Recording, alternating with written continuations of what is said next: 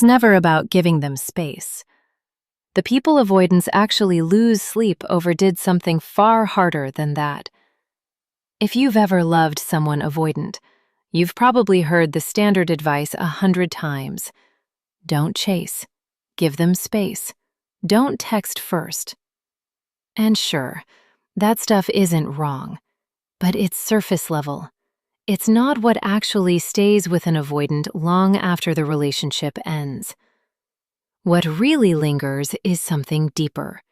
4 specific qualities that don't look like strategy at all in the moment.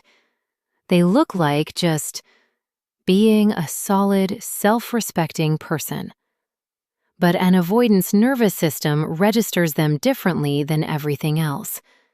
And some avoidants replay these for years, especially once they've been in a few more relationships and have something to compare them to.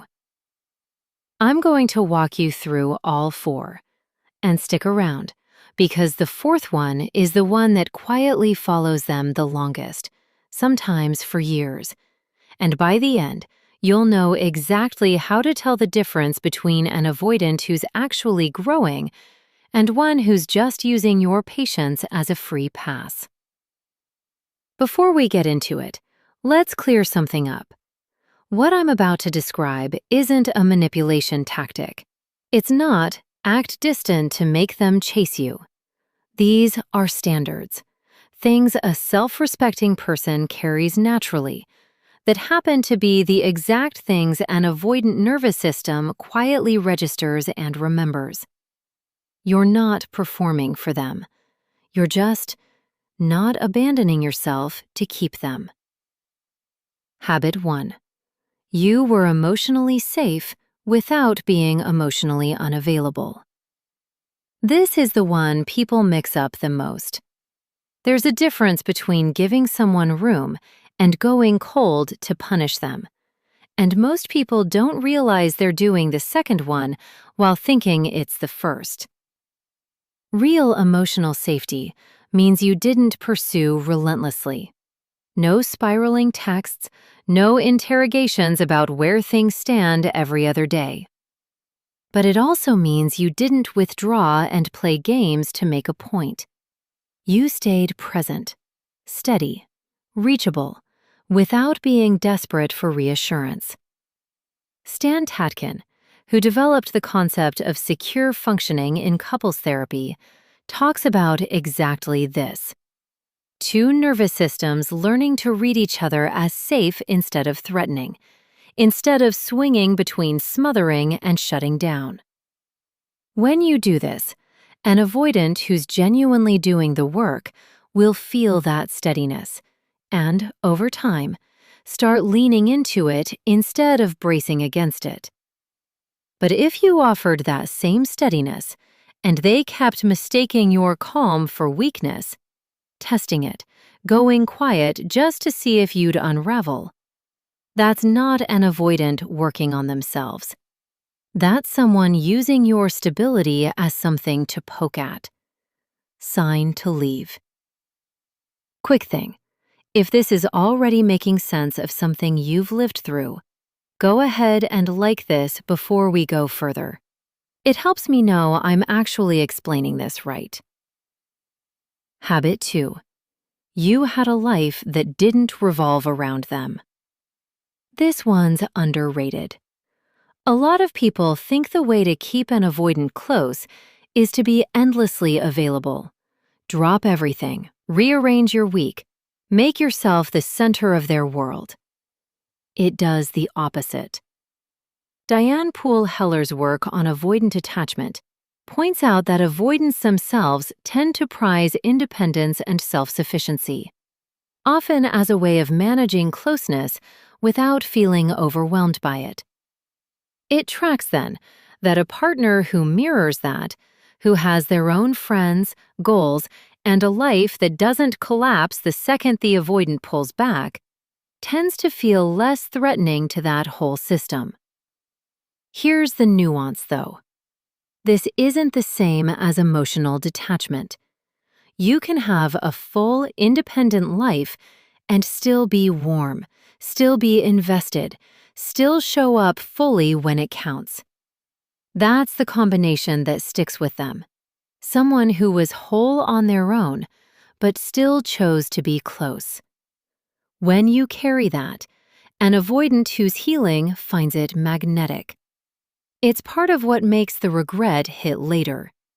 They watched someone thrive without needing them to complete them, and it stayed warm instead of turning cold and distant.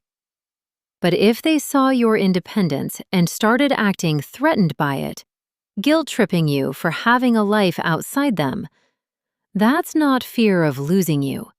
That's someone who only wanted you small enough to manage. Before we get to the next one, I'm curious about something. What's the one thing you kept doing for an avoidant partner that you now realize you should have stopped way sooner? Drop it in the comments. I want to hear the actual story, not just the short version. Habit 3.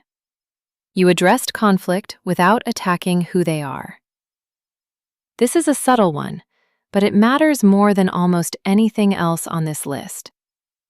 There's a huge difference between saying, "You didn't text me back and that hurt," and saying, "You're so cold, you don't actually care about anyone." The first is a complaint about a behavior. The second is an attack on identity.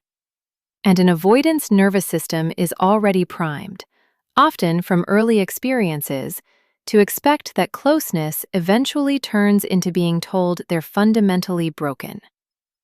John Gottman's research on couples identified this exact distinction.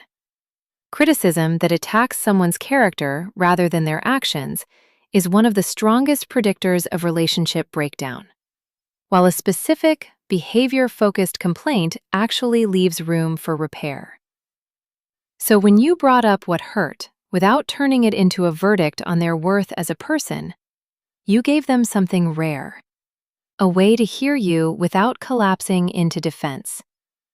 An avoidant doing real work will notice they weren't made to feel like a problem to be solved, and that safety is often what lets them actually change. One who isn't there yet will still get defensive no matter how carefully you phrase it, or twist your specific complaint into, "You think I'm a bad person," so they don't have to sit with it. That's your sign.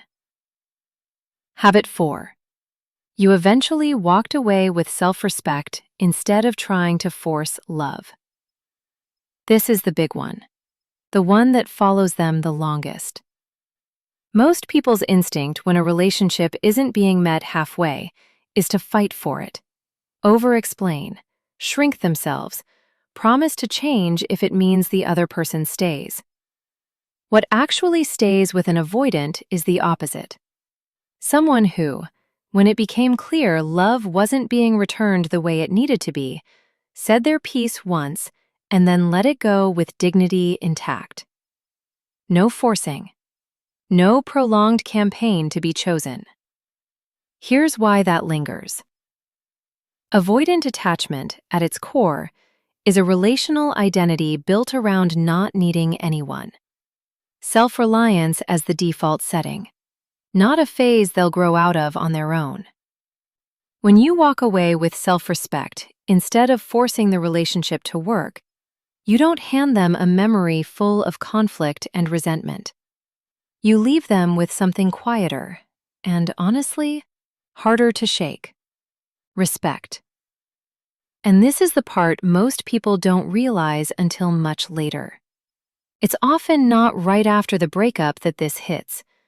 It's months or years down the line, once they've been in one or two more relationships and have something to actually compare it to. Suddenly, the version of you who left calmly, with your worth intact, stands out against whatever came after. Either way, that comparison is no longer your job to manage. You already left with your dignity where it belonged. If you've been carrying all 4 of these and still getting nothing back, that's not a you problem. Comment below and tell me which one hit closest to home. I read every single one. And if someone came to mind while you were watching this, send it to them.